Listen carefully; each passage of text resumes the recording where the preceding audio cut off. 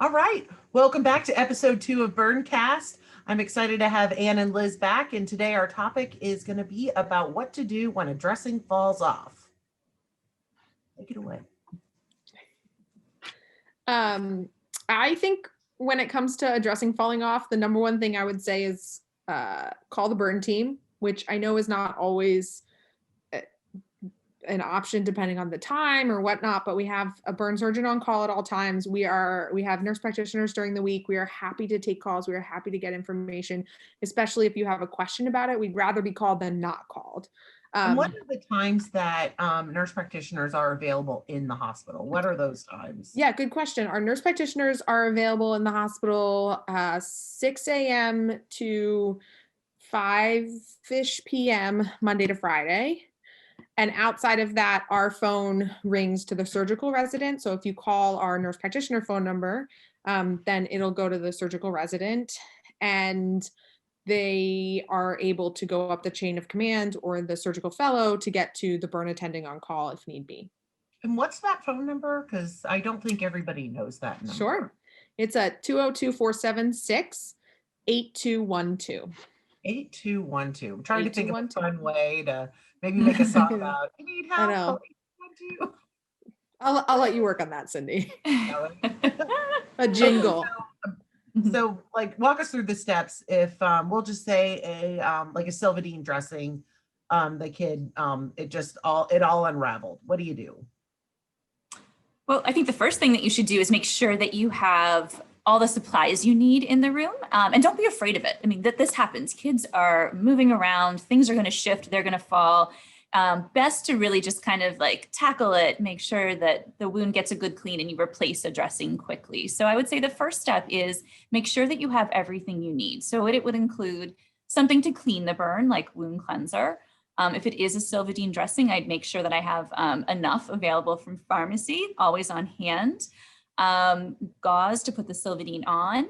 And then we can talk a little bit more about wrapping, but a 2 or 3 inch cling is pretty stretchy, and that's going to really help it stay in place. You may also want to consider putting, a Tubifast garment on top of it, either a shirt or leggings or doing something creative as well. And where do nurses get Tubifast garments from? Where do they live?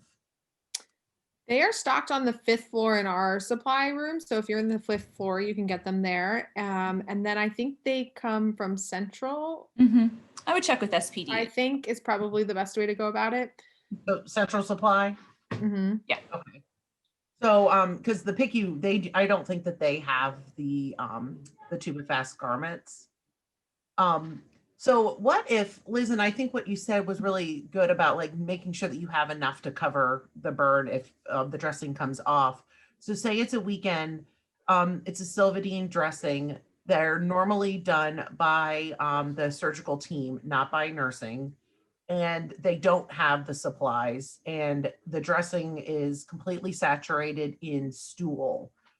What does the nurse do in the meantime of waiting for surgery to come to the bedside or waiting for Silvadene to come from the pharmacy? Because you don't want them to sit in stool on their burn, but if you don't have the stuff to cover it up, like does it have to be wound cleanser? What if they can't find wound cleanser? And they also don't want to have the burn open to air because you don't want it to dry out. You also don't want the kid to get cold. So what do you do?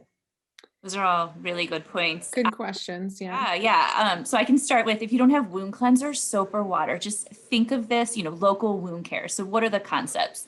Certainly we want coverage, but we also want clean. So the first thing I would do, remove all the soiled dressings, clean with either soap or water, whatever you have on hand. If there is stool, I certainly would want something, that would get rid of all the germs. So clean it.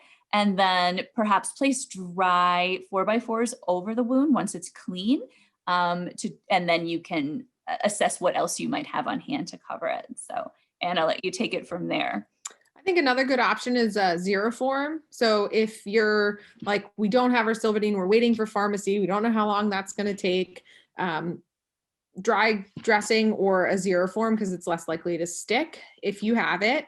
And then get it back into whatever that dressing is as soon as you can.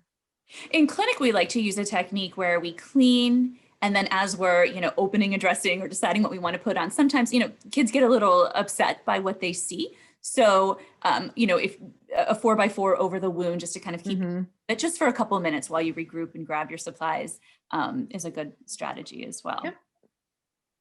When you said soap, most of the soap that's available on the floors, it's the Johnson and Johnson's baby soap. Is that the type of soap you were talking about?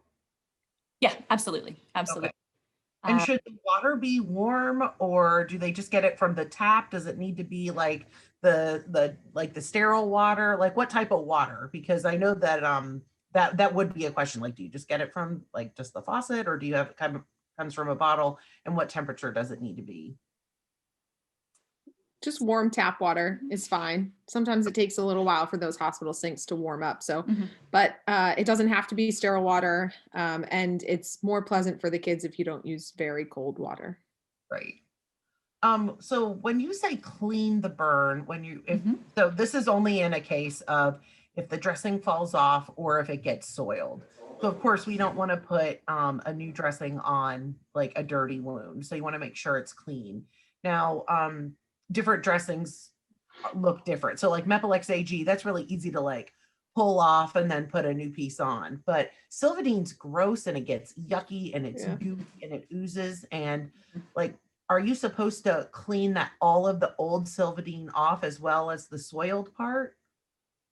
Yeah, that's a great question. My favorite thing to say about Silvadine is that it's the most beautiful color. It's like this pearlescent white. It's gorgeous. It goes on like perfect, and it comes off foul. Like it comes off yellow and brown and slimy, and it looks like it's pus and it's not, but it's supposed to, and that's how it's doing its job. But it does leave a little bit of a film. So if it doesn't peel off nicely like Mepilex AG. So if you are taking off a Silvadine dressing and add to it whatever has soiled it, so I'm sure you've got some extra niceties in there, just get it all off and then wipe it down. And you want to treat this a little bit like you would a skinned knee, if you can think of that, if you've ever had a skinned knee or a wound like that, and that you want to get any debris, any layers of ointment, any like bleeding, any dead tissue. You want to get any stool, any Silvadine, any old ointment or anything off of the burn, and just use that soap and water or wound cleanser to do that.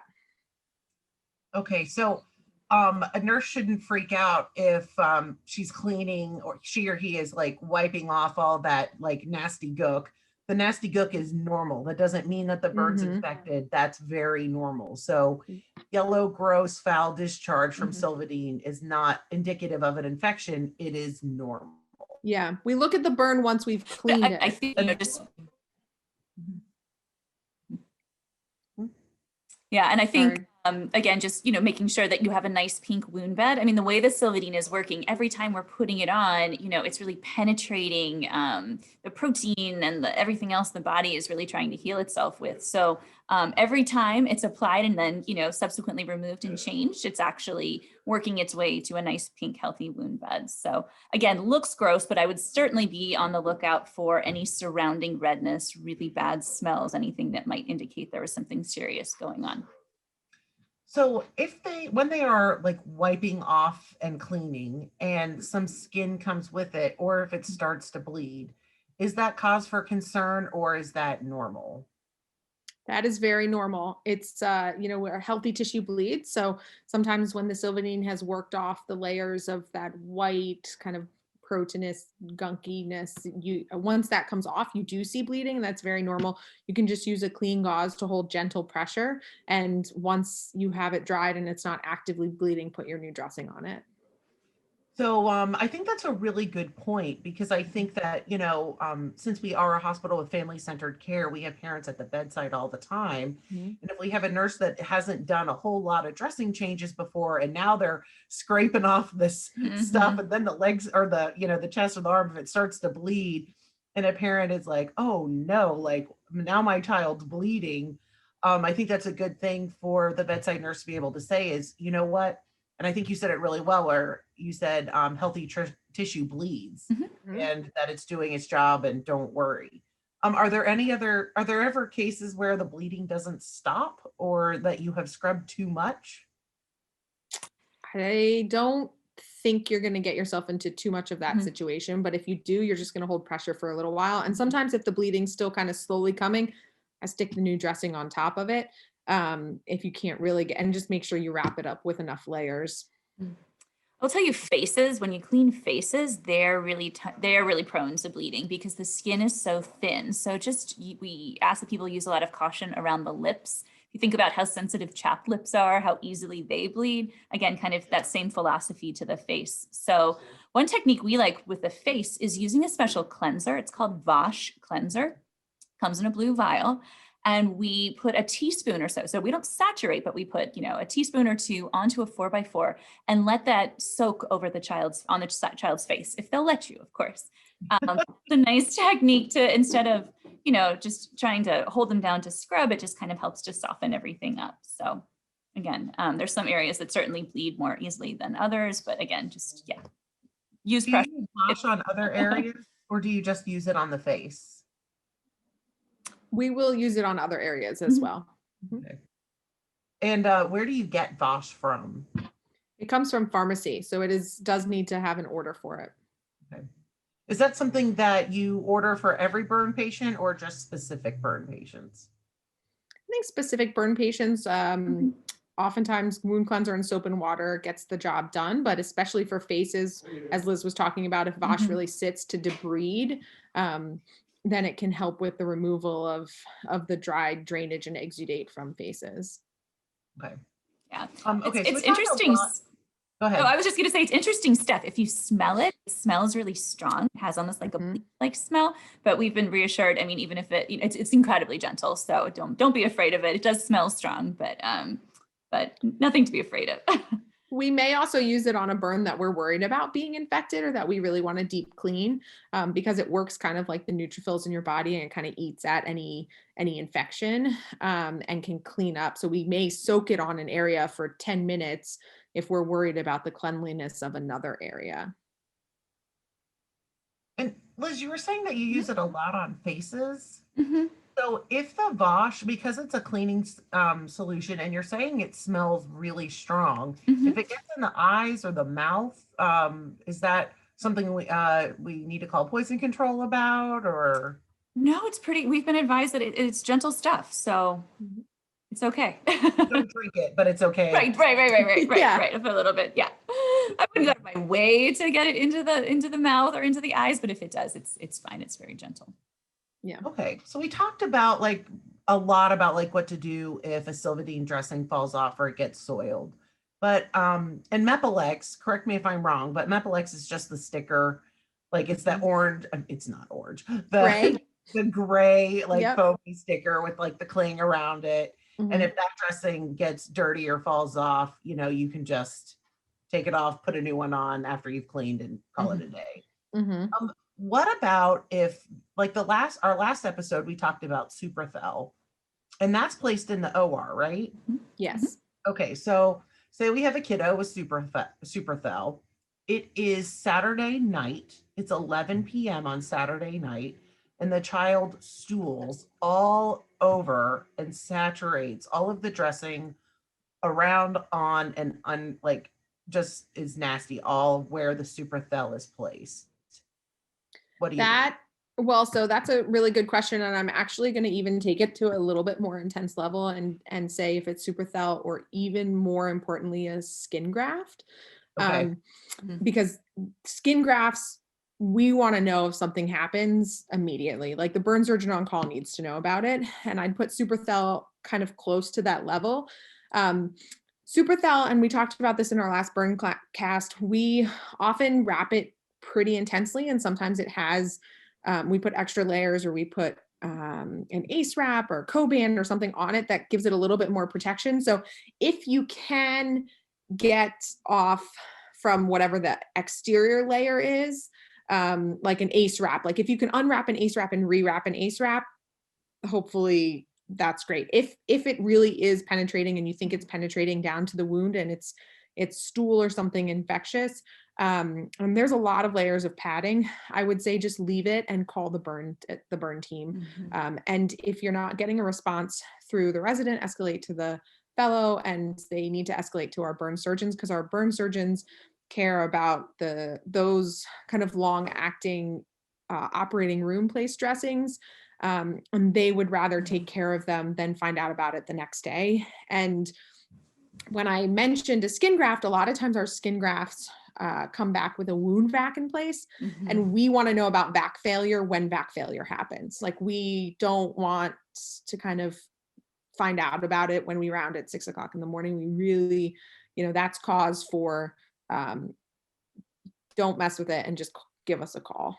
So that's classified as an emergency. So if Yeah. Dressings that are placed in the operating room, if they truly get saturated, or if there's back failure with anything, that's an emergency, and that is not like, you shouldn't really play around with it. You should call the surgical team.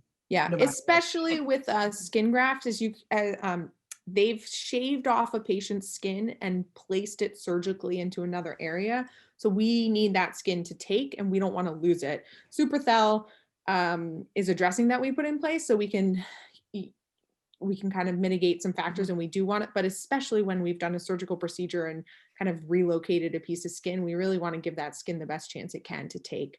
So please don't hesitate to call us if you think there's a problem with a skin graft.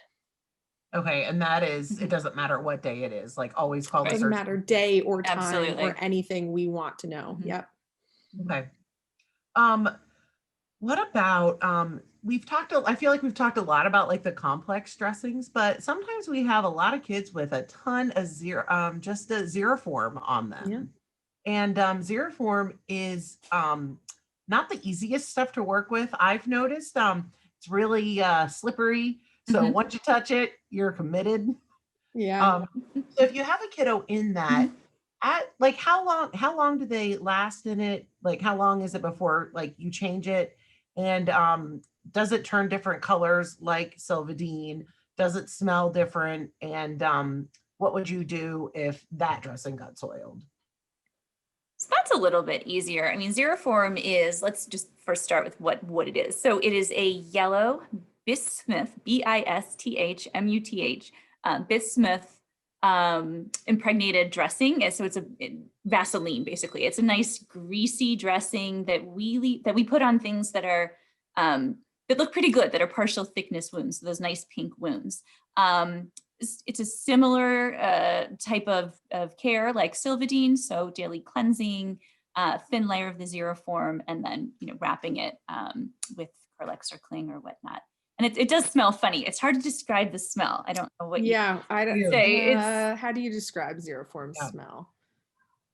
Does it smell worse? A little does it smell worse the day after, or does it smell about the same? It's got, like, when you open it up, almost like a little bit of like a medical ointment smell. Yeah. I don't know how else It's to not explain. bad. It's just strange. And sometimes the surgeons will put on Xeroform in the operating room and leave it on for a few days, but generally and if that's the case, then we will have a very specific order for you. So I would say, try and go back to your orders if we should have a burn order that tells you like dressings to leave in place or dressings to be changed daily, like okay to that kind of thing. If it's a daily dressing change with Xeroform or Sylvadine or something like that, then you can proceed with changing it if it falls off. If we have Xeroform on the genital area, we do it with dressing changes daily and every time soiled. So you may be changing that Xeroform with every void or stool. Just adding on a new layer. And you're right about it getting really greasy and slimy. I always try and remember to cut my pieces of tape before I start touching the Xeroform, but inevitably I don't. So yeah, it can be challenging. So I think as we're wrapping up, if you could, and I'd love to hear both of your top threes, what would be your top three most important things for people to walk away from this knowing about what to do if a dressing comes off or gets soiled? And you can go first. Oh, Sorry. Great. Thanks. Sure. My number one is please call us. Like, we're happy to hear. Okay, if the surgical resident gives you anything, come talk to me when you find me the next time and we'll deal with it. But please call our team. We are burn surgeons, our nurse practitioners. We really, really would rather help you through a problem. Even if you have a question, you're like, can I put some Xeroform on this? Can I put a new Sylvadine on? if you're doing it and we're not coming to the bedside for it and we're walking you through it, we're happy to be involved with that. So please don't hesitate to call us. The other thing I would say is that generally anything that's open and moist, if it has a dressing on it and the dressing falls off, please put a new dressing on it, instead of kind of just leaving it open to air. Now, faces are a little bit different, and we can talk about that in another BurnCast, and ointments and Aquaphor gets used on open areas on the face. But if a dressing has something on it and that something comes off, try not to leave it open. Let's get something else onto it. And then number 3, I would say don't be afraid of burns. It can seem overwhelming, but it's really just about keeping a good, healthy, clean, moist area for that burn to heal. And don't be afraid that you're going to do damage to something by kind of cleaning it or changing a dressing, unless it's a skin graft. That's funny. My number 1 was, again, don't be afraid of it. I mean, Yeah. just the nature of these dressings, we're trying to keep them on for 3 days, 4 days on a wiggly toddler. So certainly, I mean, go for it. Use the tape, maybe change out one of your Tubifast dressings, a Tubifast shirt. So again, don't be afraid of it. Just work with it. You may have to rewrap here and there, and just don't get frustrated either, because again, this is tough. We're asking a dressing to stay on a little one for a moderate amount of time. I also want folks to know what to look out for and when you should be concerned. If Mepilex is placed and there's an overlying Curlix or cling plus a Tubifast shirt, really the nature of Mepilex is that it dries moisture out of the wound. So you may see some spotting. Similarly, to a skin knee, if you put a Band-Aid on, you may see a little bit of blood or, fluid seep through. So a little bit okay. If you have to wring it out, obviously that's cause for concern. And then I guess my number 3 is if there are dressing concerns, working with the team, take it down, because burns can change. They can evolve. They can become deeper over time. And that's nothing that we want to ignore. So anything concerning, lots and lots of drainage, pain out of proportion to the injury, definitely take that dress, see what's going on.